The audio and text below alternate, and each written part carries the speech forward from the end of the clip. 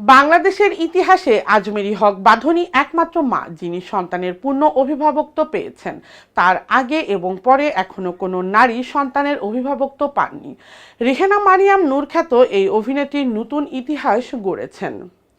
এবার বিশ্ব মা দিবস উপলক্ষে গণমাধ্যমে সন্তানদের পূর্ণ অভিভাবকের দায়িত্ব পাওয়ার অনুভূতির কথা জানিয়েছেন এই অভিনেত্রী বা তারকারা তকমা ছাপিয়ে মাতৃত্বকে কিভাবে উপভোগ করেন এমন প্রশ্নের জবাবে আজমেরী হক বাঁধন বলেন, আমরা সবচেয়ে বেশি যা ভালো লাগে তা হলো আমার মেয়ে তার মাকে হেরে যেতে দেখে না। তার কাছে মা হিরো, এই বিষয়টি আমার ভালো লাগে। তিনি আরও বলেন, আমার সন্তানের জন্মের পর আমি আমার ভেতরে এক ধরনের শক্তি অনুভব করি।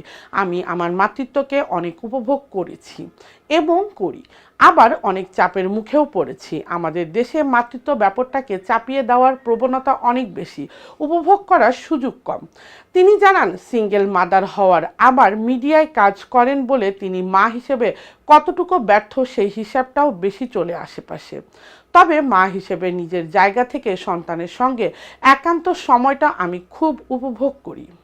তিনি বলেন, সন্তানের বেড়ে ওঠার সঙ্গে সঙ্গে আমিও যে পূর্ণাঙ্গ একজন মানুষ হয়ে উঠেছি এ ব্যাপারটা আমি খুব উপভোগ করি।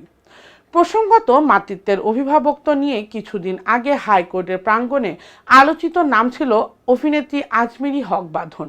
পরে আদালতের নির্দেশ অনুযায়ী মা হিসেবে সন্তান মিশেল আমানি সাইরার পূর্ণ অভিভাবকত্ব পান এই অভিনেত্রী।